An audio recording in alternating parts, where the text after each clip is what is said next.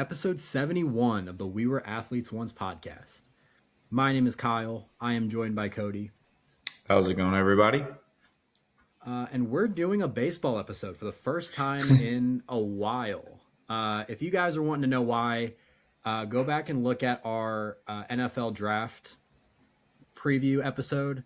I let you guys know what's going on there, but we're not going to spend too much time on that right now because we have a lot to talk about. We are recording this on May 6th, meaning we're about 6 weeks into the baseball season already. And there's a lot of stuff that I don't know if there's necessarily a lot of stuff that's happened compared to what you would expect 6 weeks into a season right now. But just because, again, we have 6 weeks worth of stuff to talk about, there's a lot that has happened. Would you agree?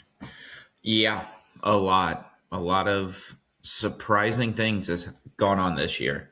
I think there are some things that if you go back and watch how we feel about the off season, we had concerns about a few teams and the moves they made, whether it was going to be enough, was it the right moves or not. But there's some teams that are doing some things we did not expect in both directions right now.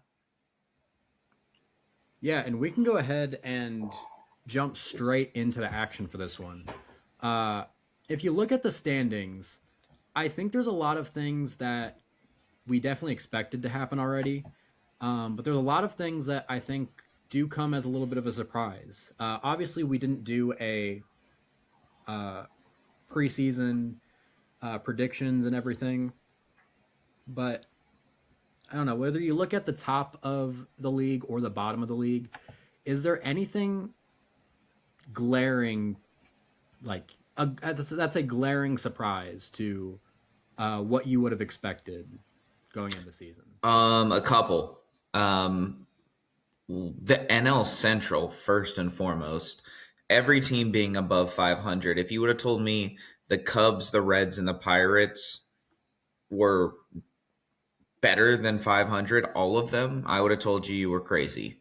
In the American League, I think the what the Tampa Bay Rays are doing has been fantastic.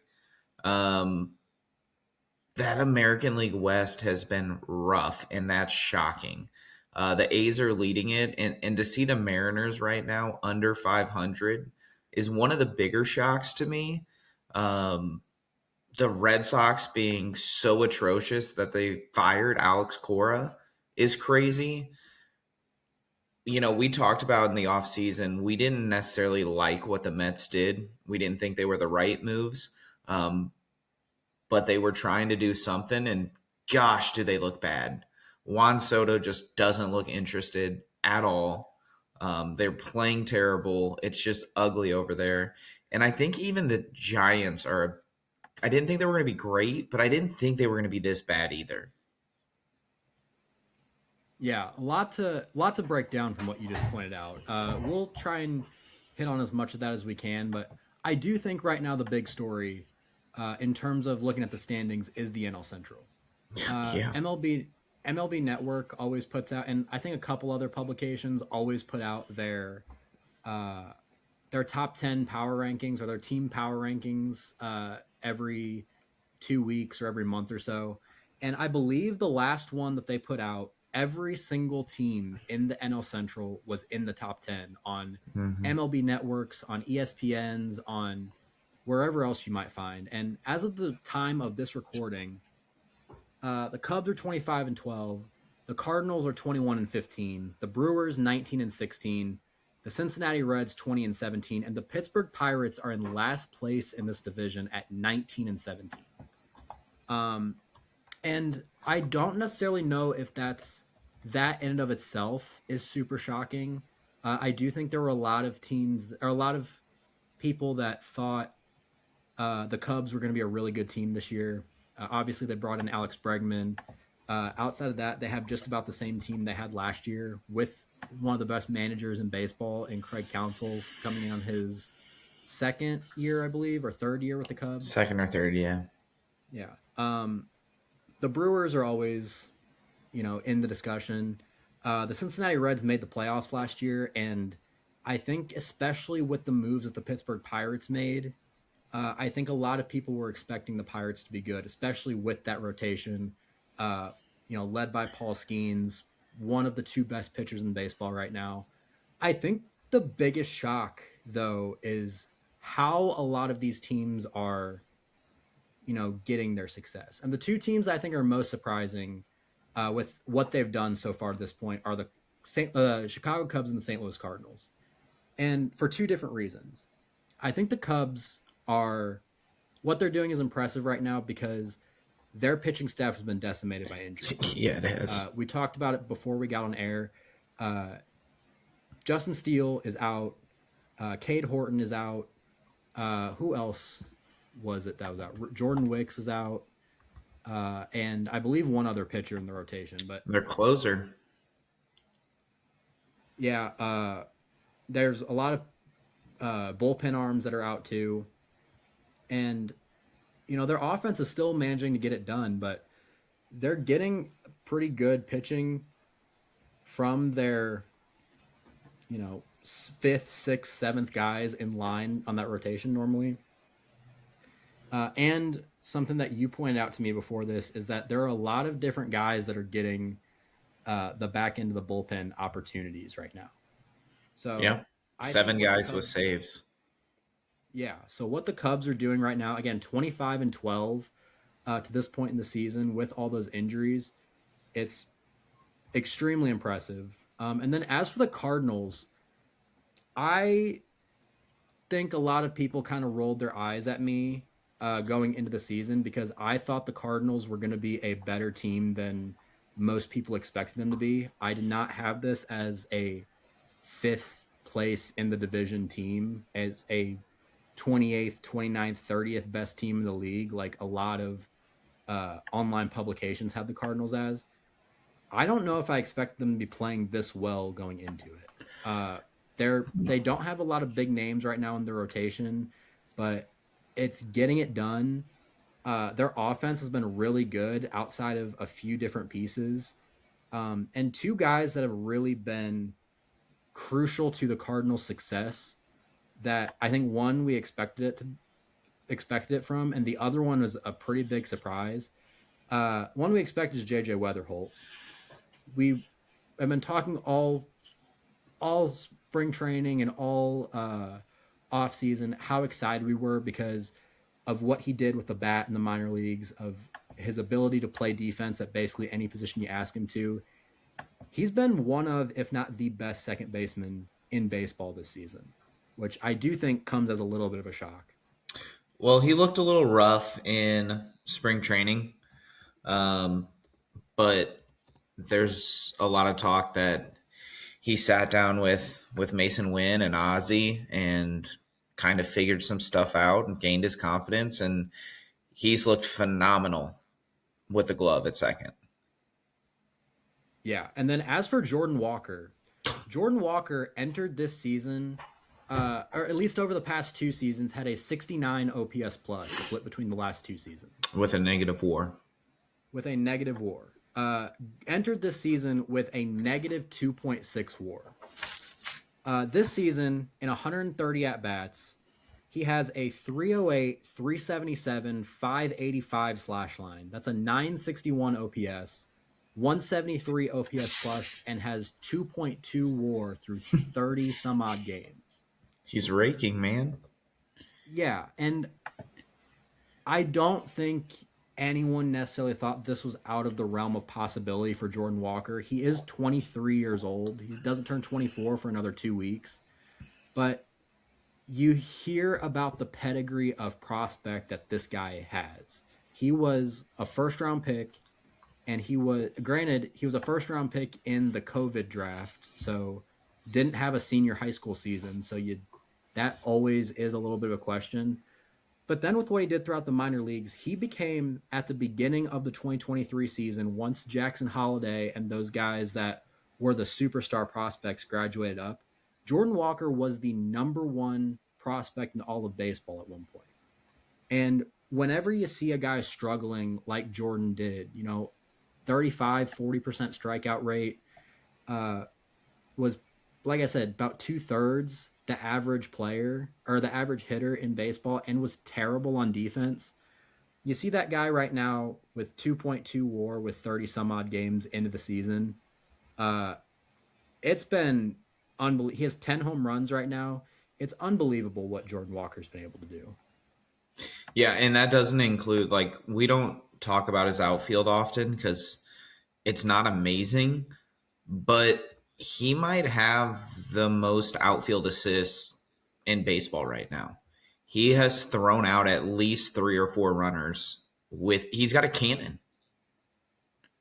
Like, teams are Yeah. not running if the ball goes to right field anymore. He's thrown multiple guys out at third. He's thrown multiple guys out at home. He has been playing an okay right field. But when you have a weapon like his arm, it makes up for a few of those deficiencies. Yeah. And, kind of like I said, this is a very young team. Uh, Very. there's a lot to be excited about with this team. Alec Burleson, won Silver Slugger last year as a utility man, which is kind of like as a first base outfield kind of guy that is really more of a DH. You would like him to be even better of a hitter than just a utility Silver Slugger. And he's been really good with the bat this year. Uh, Nathan Church is a guy that's been a big surprise Bring back for in the what he's been able homers, to do. baby. Yeah, he's been Once hitting he got homers. He's three been bringing them robs. back. 3 robs, and I believe 2 of them are walk-offs. And the other one was the first of the season. Yes, Major League Baseball, it was the first of the season. Just because it was Nathan Church robbing Ryan Valade and Jackson Merrill robbing Kevin McGonigal is a A bigger bigger story. story, yeah. Nathan Church had the first robbery of the season. I just wanted to throw that out there because it's been grinding my gears the whole season. It has. He's mentioned it several times. You'd like to see Victor Scott figure something out with the bat. Hit the But ball ever would be great. yeah, but Lars Nootbaar is coming back in about 2 weeks. Joshua Baez is ready to Raking. be in the big leagues. Victor Scott might find himself in Memphis pretty soon if he He doesn't get should. it going. He should. He can hit the ball. He plays a really good defense, and he has a noodle for an arm. And You he can got to run the have at bases least, like no yeah. other. Well, you got to get Best on base base to runner in run the the league. base. And then, Nolan Gorman, we'd also like to see a little bit more from him. He's been hitting for power, and that's literally it. Well, unlike your belief, he's played a good third base this year. He has. He's been amazing. Is this the best infield in baseball right now defensively? I don't know if I would go that far, but it's very good. Because right now, if I'm not mistaken, at least last time I checked, Mason Wynn and JJ Weatherholt were both leading second baseman and shortstop respectively in outs above average. I Nolan Gorman has been very solid in and of itself. Like he's He's a made positive some fielder. spectacular plays lately. It's great. I don't know. Mason Wynn just had his third error of the season, and he had 3 all of last year, I think. So I don't know. You can forgive. He also is shortstop going to errors get to every now and again, things but because he gets to extra things. He's going to throw out some runners he probably shouldn't because his arm's so strong. But he's a great shortstop. yeah. I think Alec Burleson is the weak link in that I agree. defense, and I think that's a great thing. If he is the one that you're like, the whole infield defense has been great, but he's kind of like, And he hasn't been I'll bad. take that. Yeah. I think the big thing with this Cardinals defense or this Cardinals team is the bullpen needs to figure itself It's so bad. out. Riley O'Brien was lights out for the first month of the season, and then the last 2 weeks I think he's only blown 1 or 2 saves, but He's given up tried to blow a runs. few more. And it seems like they're taking turns on who's. I mean, you can basically only trust JoJo and Riley. That's it. Everyone else is awful. Yeah, but believe me when I say You guys are going to hear us talk about the Cardinals a lot this year, a lot more than I think we expected to be talking about the Yeah, Cardinals. we thought they were going to suck for the most part. Yeah. And then you brought up the Mets. Dumpster fire, man. What's wrong with the Mets right now? They've assembled players and not a team. They said, we want these guys because we think they can hit, and we're just going to stick them in random positions. I don't like Juan Soto is awful. Awful. He can't play the outfield. He doesn't look like he cares, and he's not hitting the ball. And you're paying him what, like $70 million? Stupidest contract to give to somebody that I personally do not like because of everything that he's done. I just never saw this guy as somebody that like is anything but a DH, and I just don't like him in general and his personality, his attitude. So I didn't like it. But like, what's your lineup? Like, you have a 5-6 second baseman that you're playing at random positions, and not a good outfield. Yeah, if you look a little bit deeper into this team, I think their biggest issue has probably been their hitting approach. They have not been hitting fastballs at all. Uh, they are ranked 29th in the league in expected slug, 29th in the league in fastballs 95 miles an hour or better. And this is a team that has the kind of hitters that, you know, obviously Juan Soto can hit whatever he wants generally, but this is a team that, with the hitters that they have, you want to hunt fastballs because, you know, Luis Roberts, a good hitter. He can get fooled by breaking balls every now and again. Bo Bichette, he's a good hitter. He can get fooled on breaking balls. Uh, I think that's a big issue. Also, like you talked about, their defense. There's a lot of guys playing a lot of weird positions, and right now their guy that needs to be their cornerstone in that infield, Francisco Lindor, was playing really bad, and then he got hurt. And now Ronnie Mauricio, who is their backup shortstop, is also hurt. So, I mean, you're finally not playing Bo Bichette at third It's base. like you got Bo Bichette. Yeah, he's been playing a lot of shortstop lately in their absence, but it's really not helping them. No, And especially now that you've seen a couple managers get fired. You talked about Alex Cora. Rob Thompson got fired by the Phillies. that was also a shock. As of right now, the ownership and the front office of the Mets are saying Carlos Mendoza's job is safe. It shouldn't be. I don't know how long it's going to be because I mean, here's the thing, though. Here's the thing. Before you say this, he got put in a crap situation. None of this is his fault. You gave him 7 second basemen and said, figure it out. Oh, and by the way, we're going to start a rookie outfielder who's not ready for the major league, and he's going to be a cornerstone in this lineup, and he's going to have an OPS of 65 or OPS plus of 65. It's not good. We made these comments before the season started. We said, you bought a bunch of random players to play positions they don't play that had a couple or one really good year that have never produced other than that. And you've got an outfield that is incomplete, and you're going to bring up a AA player that's going to play too early, and you're going to screw up his development. And everything that we said was going to happen is currently happening, but it's worse than we thought it was going to be. And then you want to blame the manager for that? This isn't on the manager. This is on the front office. This is the GM and the owner's fault for doing what they did. You could have paid the polar bear, and it could have relieved a lot of these problems. And then you could have gone out and signed whoever else you wanted to join them. But you did this to yourself. You shot yourself in the foot, and then you're pointing the finger at the manager going, you did this. His job should not be in danger. yeah, to push back on that a little bit, I do think having a team of players and not necessarily a team that meshes well as a team, I think some of that is the manager's job. Like, I think the clubhouse environment, I think the But you had a loyalty. terrible clubhouse before him. And then you added other characters that you're like, well, that's not going to go well.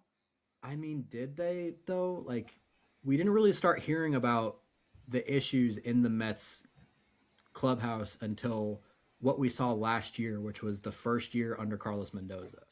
We didn't hear about it, but it We sounds don't, like it's been going on for longer than this. Like it just and that's felt like it got to a boiling point last year.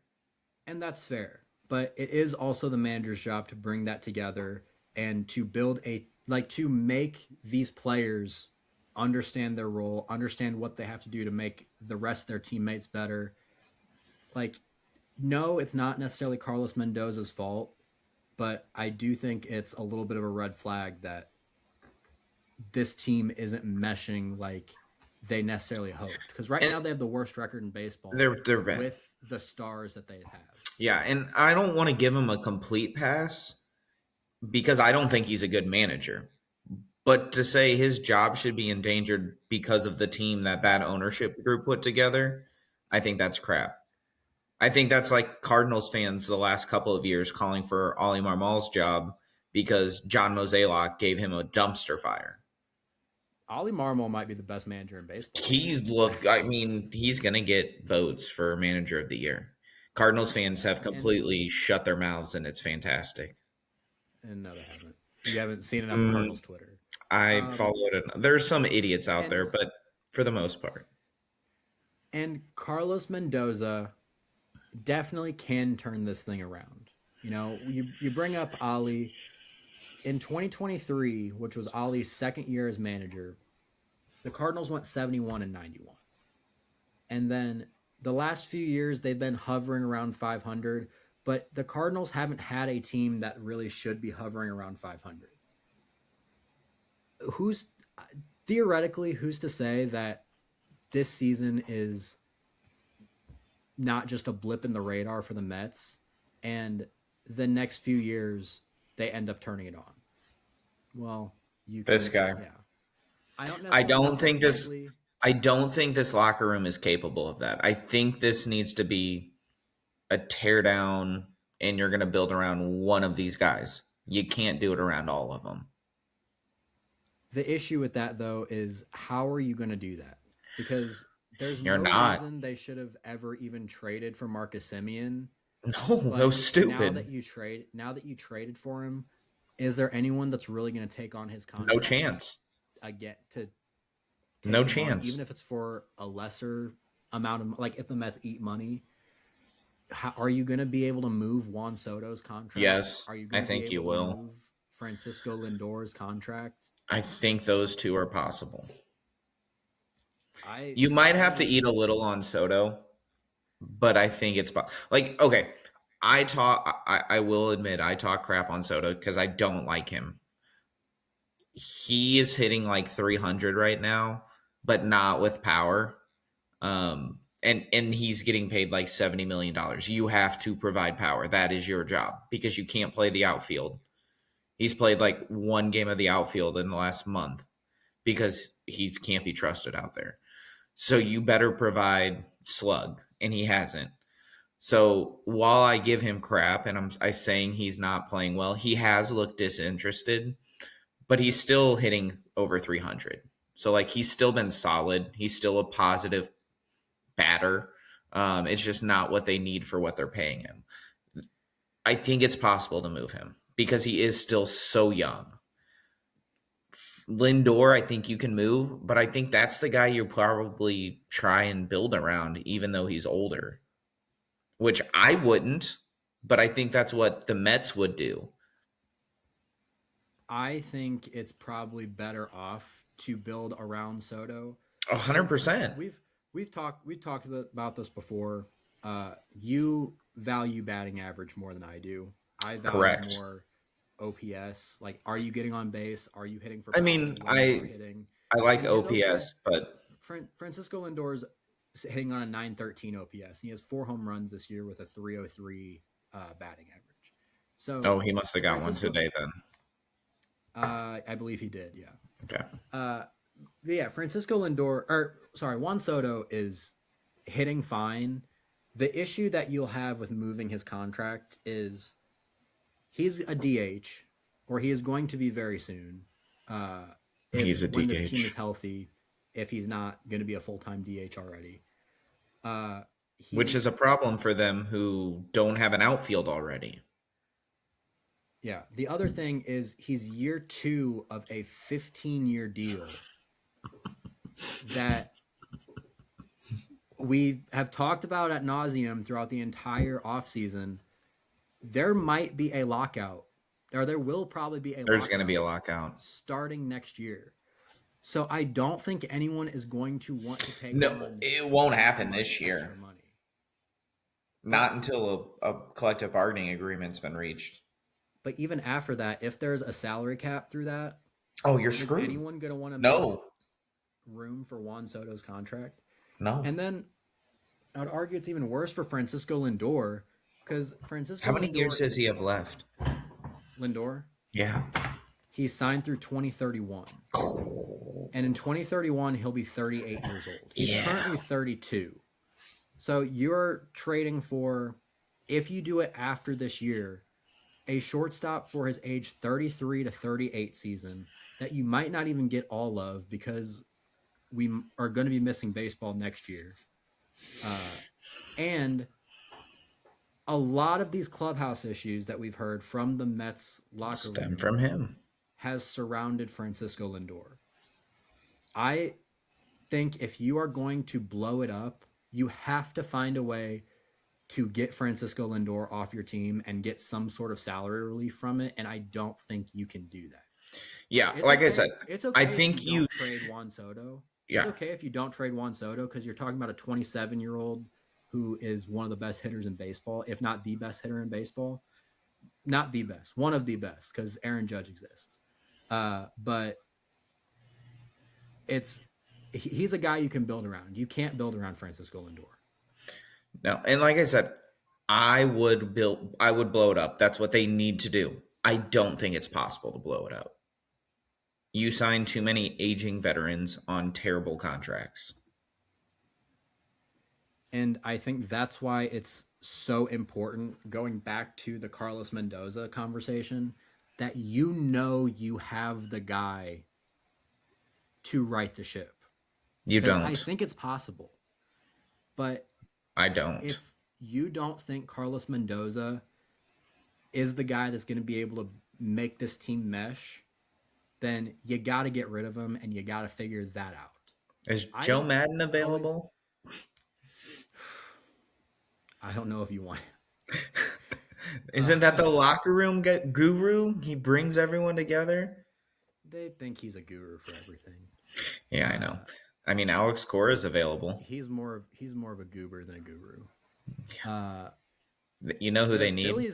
The Phillies tried to throw a bag at Alex Cora already, and he said no. You know who they need? He was like, I'm done managing for a while. They need Tito. Well, he's not available. Nope, but he would right that ship. Because the Reds are good right now. Mm-hmm. I think you can turn this thing around if you have the right guy leading this team. But just to give you a little taste of what the Mets are dealing with right now, MJ Melendez is their regular 3-hitter in the lineup, who got DFA'd by the Royals, one of the worst teams in baseball, which that's a whole thing in and of itself. They've been playing a little bit better lately, but not a good team right now. Their other outfield options have been Juan Soto, who can't play defense, Carson Bench, who can't hit, Tyrone Taylor, and Austin Slater. It's ugly. So Mets fans, hopefully you can figure it out, but it's not looking good.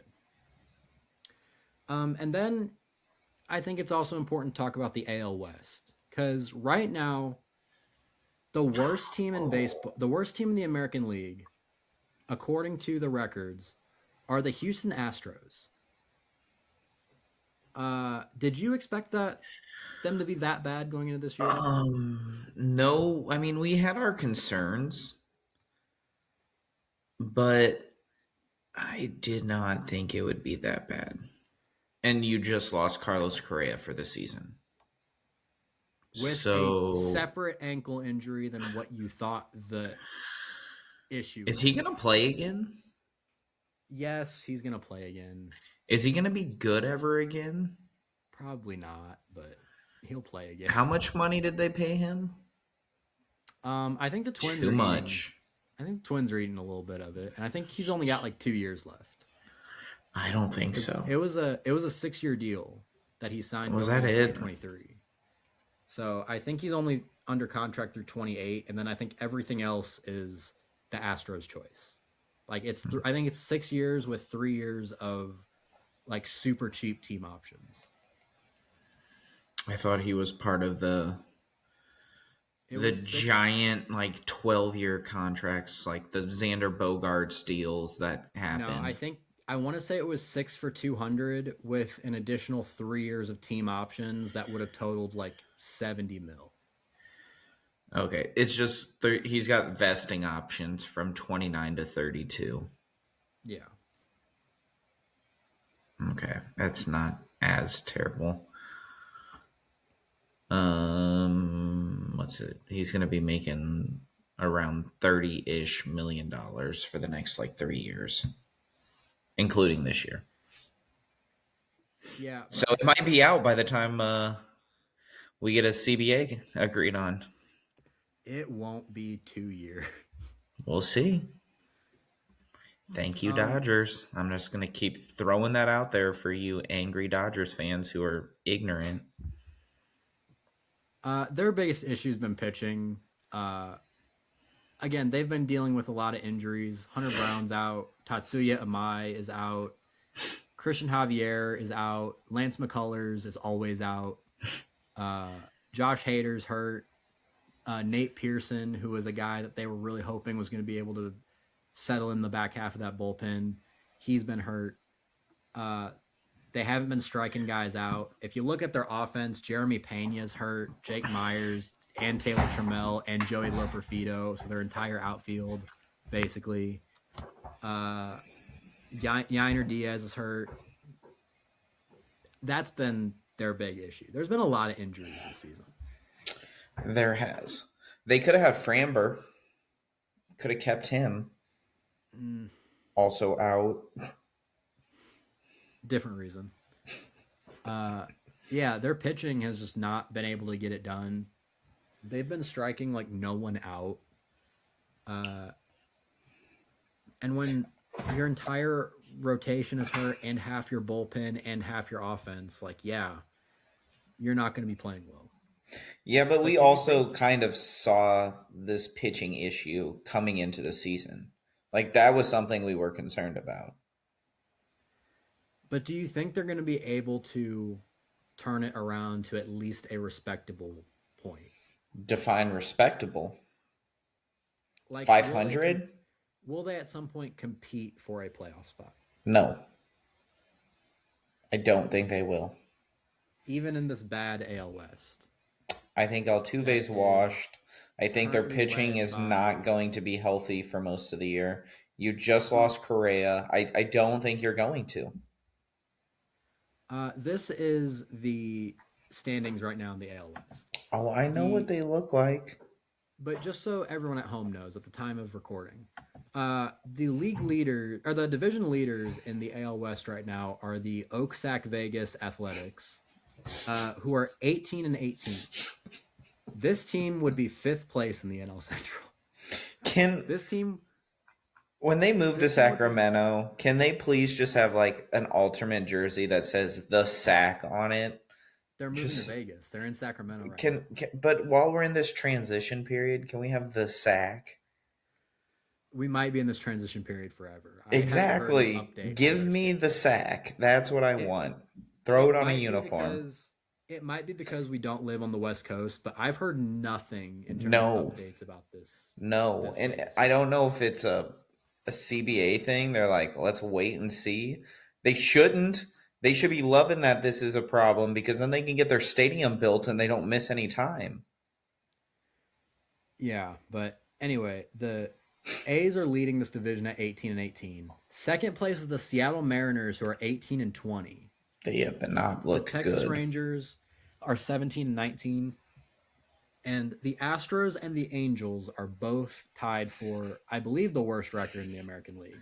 It's At not 15 and good. 23, 15 and 23, they're both 4 games out of the division. At the worst record in the American League. Mike Trout looks good. Yeah, until he gets hurt in mid-May. I know, but he's looking like his old self. Yeah, I mean, he always does. Mike Trout being a good baseball player hasn't been Mike Trout's issue. Mike Trout being a baseball player has been Mike Trout's issue. That's true. Well, just like at some point, are you just like, hey, dude, DH? You can't stay healthy. Just swing a bat because you rake when you do. They did that for a while, like last year, and then they realized that they don't have good baseball players on their team, so they had to start playing Mike Trout in the outfield. And they ruined his career. Like, he's still good. Trade him. Let's can't. DH for some. They could.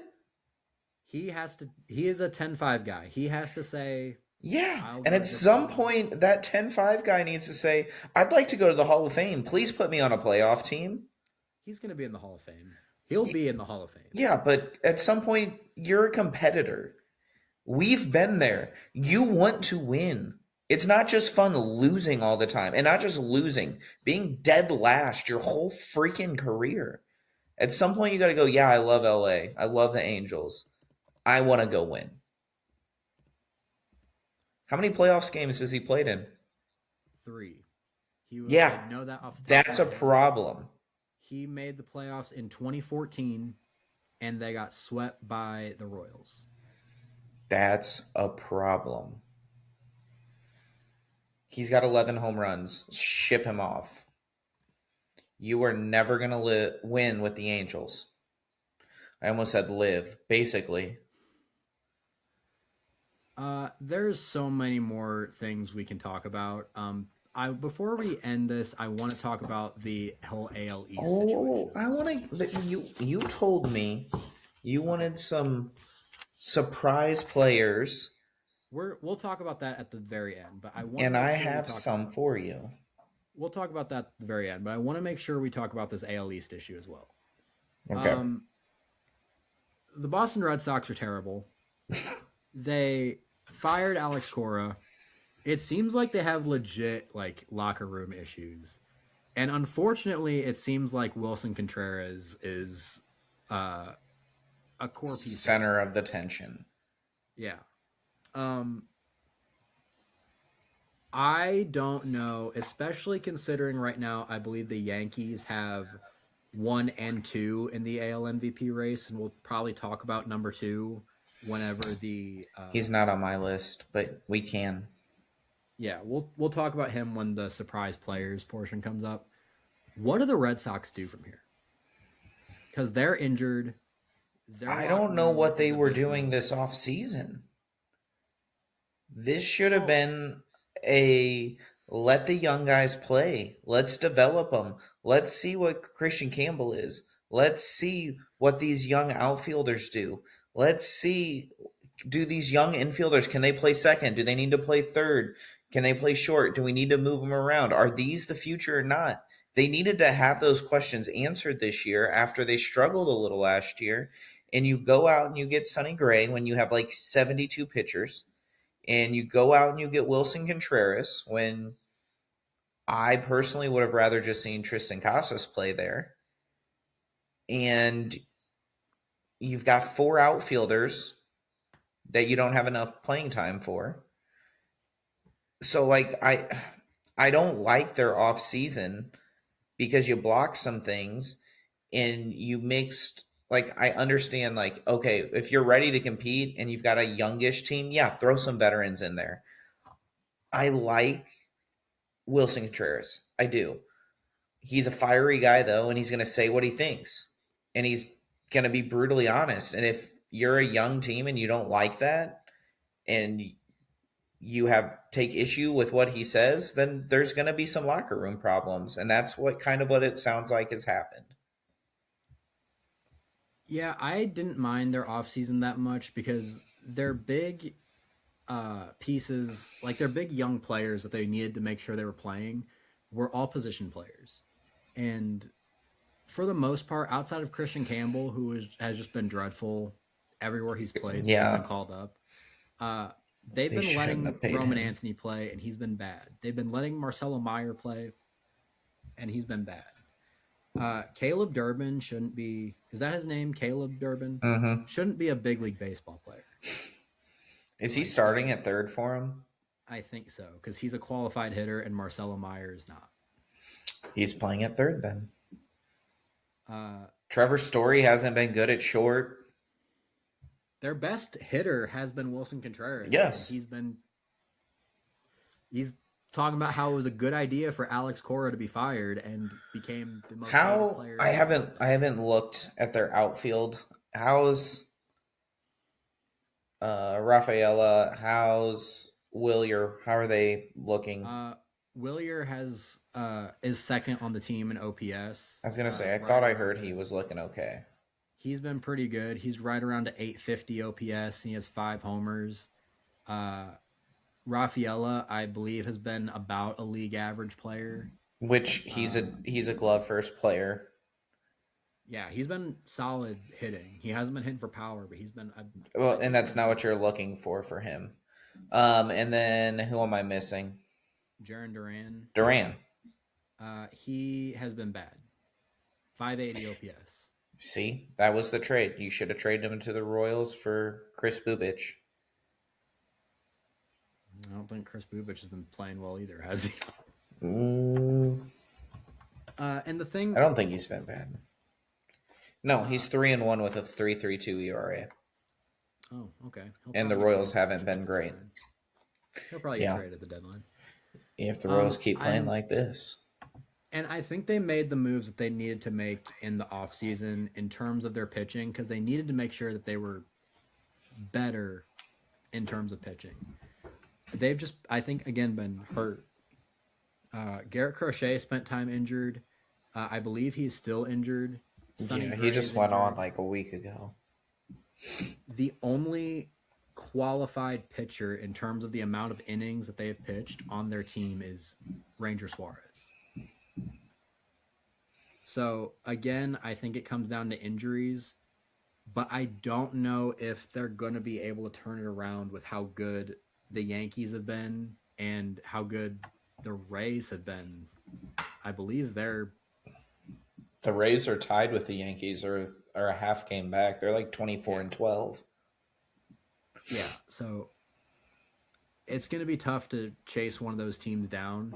I think the biggest thing that is like on their side is it seems like the entire American League has been rough. They have. The Detroit Tigers are 18-20 right now, and they're the third wild card team.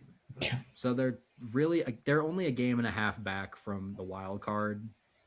We're talking about the wild card on May 6th, but it shows you there is still a lot of baseball to be played. Actually, I'll save this comment when we talk about players because I was going to make a comment about one particular team looking like they actually know what baseball is again. Okay, well, let's get into that. There's been a lot of players that have surprised us too, for better or for worse. So what were you going to say? I was going to say the Chicago White Sox look like they remembered what baseball is. And my first surprise is Munetaka Murakami. I expected him to be okay. I didn't think his power was going to translate as well as it has. I thought it was going to be solid. I thought it was going to be a lot of swing and miss. I thought he was going to be behind on the fastball, especially those upper 90s fastballs. I mean, he's only hitting 244, but he's got a 961 OPS and a 165 OPS plus, and he's got 14 home runs. He might have hit his 15th today. He is smashing the baseball. I didn't expect this, and because of that, the White Sox look pretty solid. And going along with like Noah Schultz looks great for them. So some of these young kids are starting to come up, and they're starting to look like good players. And they should, because they've been picking high for so long that you hope these top prospects are going to start rounding into shape. And I think they're 2-3 years away from a lot of them coming up and being significant contributors to this team. But Munetaka Murakami, man, he's smashing. He actually didn't hit his 15th homer today. He went 0 for 4 with 4 strikeouts. Oh, So, not good. So he But he's got only 4. has a 9 He's tied for the OPS. lead though. He's tied for the lead with Judge, unless Judge hit one today. Judge did hit his 15th today. Okay, so he's in second. So he's tied for second. Or no, he's second on his own. It's Aaron Yep. Judge with 15, Murakami with 14, Olsen with 13, and then Yordan Alvarez is tied for fourth. With the guy that I was talking about earlier, and I want to give some props to, Ben Rice. Ben Rice. He's been excellent. Again, I'm going off of a lot of things that MLB.com has done. And right now, they're 1-2 on the MVP race. Or if it wasn't MLB.com, I read so many of these articles, and I can never keep them together sometimes. I probably should. If I was good at my job, I probably would have them up in front of me. But in one publication that I saw, Aaron Judge was first in the MVP power rankings, and Ben Rice was second. Well, he's currently out right now with a hand injury. When did that happen? I think he got hit by a pitch. He's got a hand contusion. It's not broken, though. I said, this says he's active. He might only be out a few games. Yeah, I think he might just be... No IL stint. Yeah. And that's fine, because right now through 33 games, Ben Rice, as the primary first baseman of the New York Yankees, has a 343, 455, 759 slash line. That is a 1.214 OPS. He has 21 extra base hits this season, 12 of them home runs. I need to go to Baseball Reference to see his OPS plus. OPS plus is 230. So over double what a normal offensive player would be. And I think we've heard for a long time that this Yankees lineup will never do anything unless they can find someone that can protect Aaron Judge like Juan Soto did when he was there. I don't know if we can necessarily expect Ben Rice to be Juan Soto for the entire season, but he's doing a pretty good job at it right now. And I think this is really what the Yankees needed. Now, they're also a team that I believe had some pitching injuries. But if they can get healthy, they can pitch like, I think their pitching has still been really good. Obviously, they have the best record in baseball right now. I mean, Cam Schlitter, I don't know if it's a surprise at this point with what he did in the postseason, but he might be leading candidate for the Cy Young right now in the AL. He's like 5-1 with a 1.5 ERA with a 0.87 WHIP. Like, he has been phenomenal. Yeah, and I think, let me pull up there. And I don't think What's His Nuts has even pitched yet this year. Garrett Cole, I don't believe he has. Yeah, but there are 4 pitchers right now that are qualified for the ERA title. Cam Schlitter has a 1.52 ERA. Max Fried has a 2.39. Ryan Weathers has a 3.03. That has been a really good trade for them. That's a good pickup. And Will Warren has a 3.46. So their They've worst been good. pitcher right now is Will Warren. He might be the best pitcher on like half the leagues in baseball with his stat line right now. Yeah, and we obviously saw how the season ended for them last year with their entire bullpen imploding. we could be in for the same thing this year. Who knows? But Yeah. their bullpen's been good so far this year too. Do you? I'll get. I guess I'll offer that question to you. Do you think this is smoke and mirrors for the Yankees, or is this No. what we can expect this year for them? I think the Yankees are going to be good this year. I think this is a pitching staff that can carry them. I think you're talking about them being up there in the top 3 rotations in baseball.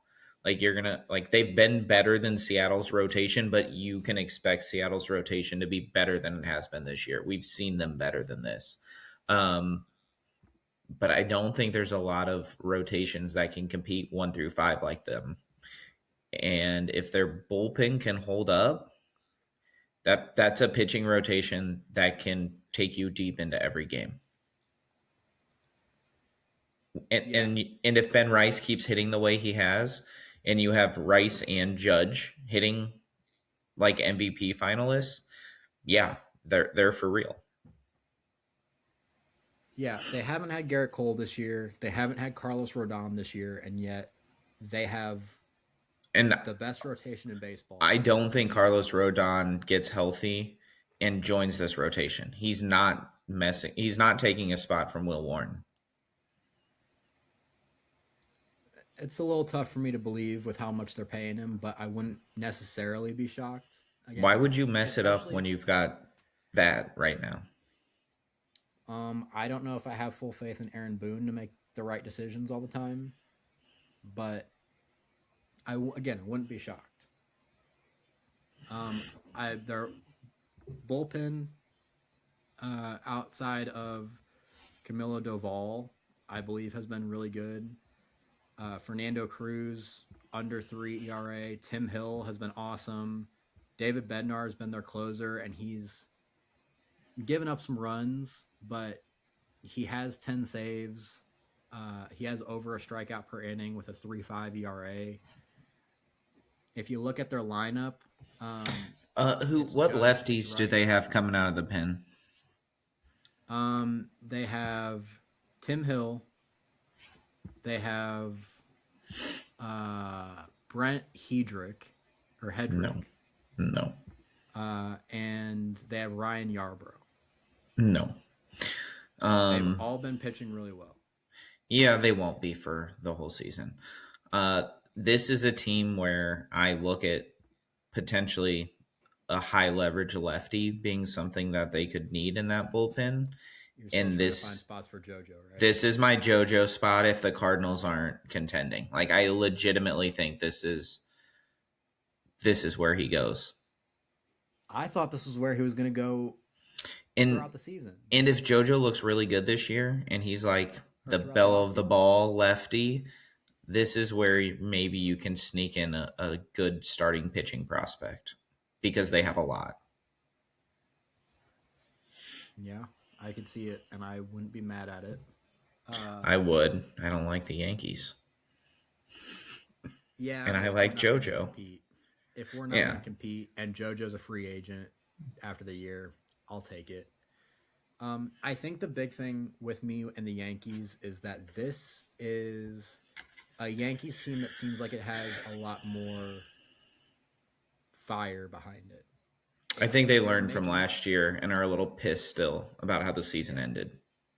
The big thing that I'm talking about is that they're making moves that I don't think you would necessarily expect them to last year. They made sure, regardless of who was healthy and who was hurt, Ryan Weathers was going to be in this rotation, and it's worked out really well for him. They optioned Anthony Volpe down to AAA, which is something that I didn't think they would do. And Jose Caballero has been fine offensively, hasn't been great, but he's been awesome defensively. And he's still one of the best base runners in baseball. That's one of my concerns with them. Besides, we're going to have questions about the bullpen until the end of the season comes and they don't implode again. But my question with them is going to be the left side of the infield. They're good defensively, but they don't hit. And will they make a move to fix that problem? Yeah, outside of Ben Rice, their whole infield hasn't really been hitting. Like No, Jazz but you isn't. expect Jazz to figure it out at some point. I don't expect Caballero or Ryan McMahon to figure it out. Yeah, that's fair. But They've never proven that they can. and I do think unless they do, it will become more of a problem as the year goes on. This offense, because like I said, Ben Rice isn't going to be Juan Soto the whole year. Cody Bellinger has hit really well as well, roughly a 900 OPS. Stanton, I believe, was hitting well before he got hurt. I forgot he was alive. Yeah, Not gonna lie. Trent Grisham has not been good. Well, they were stupid. Last year was an anomaly, and we all knew it. He signed a qualifying offer, though, didn't he? They didn't give him a multi-year deal. That's fine. It's a one-year deal. I believe it was a qualifying offer. I thought he accepted it. Yeah, you got to figure out if Jason Dominguez can play or not. I think he's been hitting well. He's been their DH while Stanton's out. Yeah, in the short amount of time. No, he hasn't. He was No? really good in AAA. Okay. So I'm starting to think he might be He's that a quadruple A. a quad A. player. Yeah. That's what we were worried about with Jordan Walker. We thought he might be a quad A guy. Yeah, and Jason Dominguez is even younger than Jordan Walker is, which is crazy because we've heard about him since he was like 14. That's why. It's been like 8 years that we've been hearing about him. Jason Dominguez turned 23 in February. Jordan Walker turns 24 in May. It's crazy. And we've been hearing about Jason Dominguez forever. Yeah, and he still can't hit. I think the big thing that this conversation tells us is that there's a lot to be excited for in this upcoming baseball season. I have two more players I would like to mention. Yep, go for it. Because they're playing on bad teams, but they were such a surprise with how well they're playing that they deserve a little bit of credit. One is going to be another guy who came over this year, and that's Foster Griffin. He is like the one lone bright spot in the dumpster fire that is Washington. He's got a 3.1 ER or 3.1 record with a 2.27 ERA, 39 and 2/3 inning pitch, 33 Ks. He's been good. Like, you brought him over to kind of be maybe a 4-5 type of guy, and he's been hands down your best pitcher. So I wanted to give Foster Griffin some props because he's been excellent.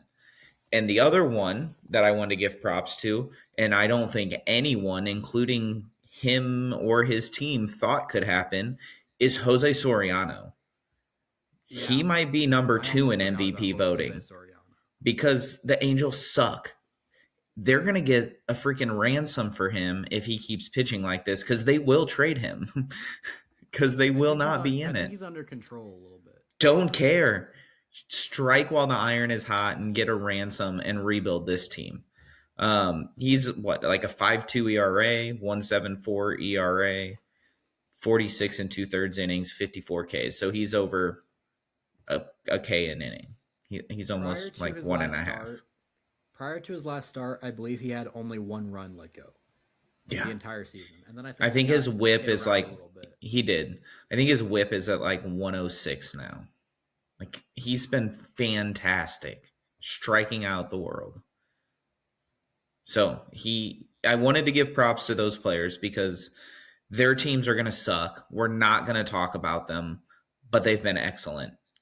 And maybe those are names that we start to talk about more around the deadline, especially Foster Griffin, because I think he only signed a 2-year deal, maybe only a 1. I think it was a 2. But either way, like, that's going to be a name if he stays solid. It's a cheap pitching contract. That's something that is very valuable to teams come playoff time. Yeah, I have 2 more guys that I just found that I want to give props to too that are also on bad teams. These are both hitters. One of them is, again, a guy we've seen a little bit of success from before, but nothing really to this extent. Mickey Moniak. It's raking. Throughout the year, he has a 333, 378, 745 slash line, 1123 OPS. That's a 193 OPS plus, even at Coors Field, because he found his way to Colorado this year. And he has 11 home runs. Now, he is signed through this year on a 1-year, $4 million deal. And the Rockies are better than I think people expected them to be, but that's not saying much. They're 14-22, and they're fourth in the NL West, ahead of only the San Francisco Giants. So Mickey Moniak could find his way onto a contender at some point this year. And the other guy that I wanted to bring up is a guy that is on the 17-17 Arizona Diamondbacks that I talked to you about before, and you had no clue who I was talking about. I know who you're talking about now. Yeah, it's Ildemaro Vargas. Normally he is hitting.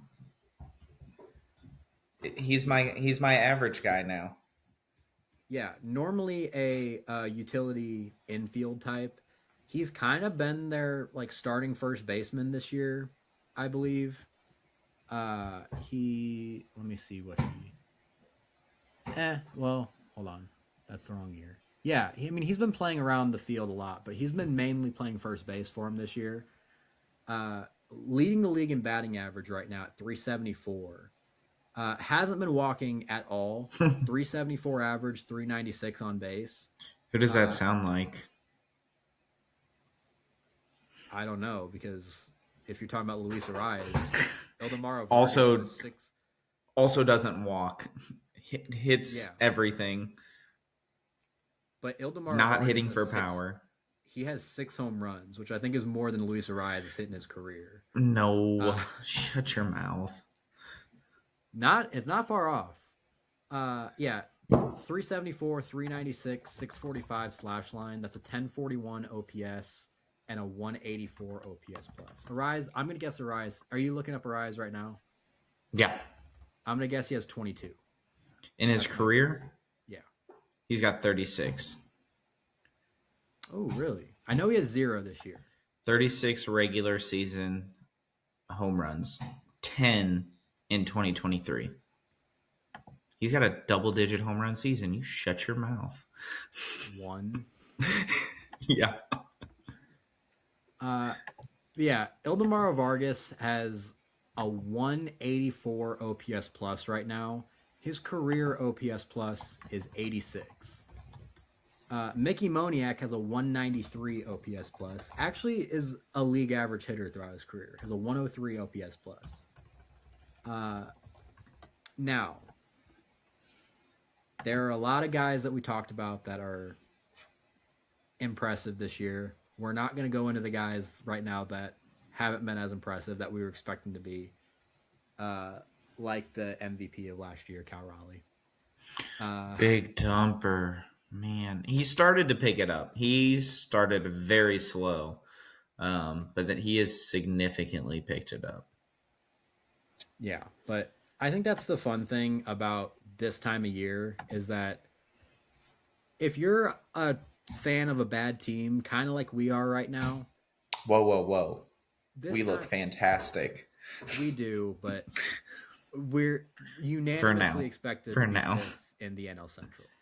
And that's where I was going with this. If you are a fan of a bad team like us, it gives you a little bit of hope. At least something to think about at this time of year. Where, as we go later on in the season and a lot of these teams that have been bad start to heat up and a lot of these players that have been hurt on other teams start to get healthy, it starts to creep back to normal. What that normal is, we'll have to find out. But I don't know. This is why I love the beginning of the year, is because it gives you guys like Jordan Walker and Ildemaro Vargas and Mickey Moniak and Ben Rice and Jose Soriano, all these guys. And it makes you think a little bit. But I think that's where we're going to cut this episode off. We're going to try and be more consistent as the season goes on. School's almost out. I'm ready. Yeah, school's almost out. for him. My issues that I've had are getting themselves figured out. And we can focus on sports again, which we love. Sounds good. Yeah. So if you guys like what we're doing, or even if you don't, please be sure to like, comment, subscribe, do all that stuff. Your support helps us out immensely. Use code athletes at W Energy, 10% off. It's been a while since I've done one of those. It has. We need to make commercials for that. That's all I'm saying. And yeah, we're gonna have more content coming in very soon. We're probably gonna be talking about football very soon. We want to try and do a draft recap at some point. Aaron and I are gonna be doing an MMA episode this week in the lead up to UFC 328. And maybe even talk about the Netflix card, depending on how much time we have.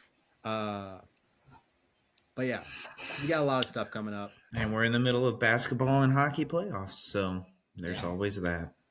Yeah, so like I said, listen, like, comment. I would love, just for those of you who have hung on the whole hour and 6 minutes, I would love to do an RAF 10 little live thing. Yeah, we're trying to figure out a way to go to RAF 10, depending on if I can make it for work. But yeah, That would be sick. We're gonna try and tinker with some things to potentially talk about wrestling. We're gonna try and try to start college football once the season comes up. And test the waters with that. Got a lot of fun things coming up. So, again, be sure to like, comment, subscribe, follow what we're doing. Follow us on Spotify and Apple Podcast. Download it. Do all that good stuff. Like I said, your support means the world, and that will be what ensures that we don't have as many slow spells as we've had, because it gives us the drive to keep going. So, we're excited to be doing this. We're excited to pick things up again. But for now, we'll see you guys next time. See ya.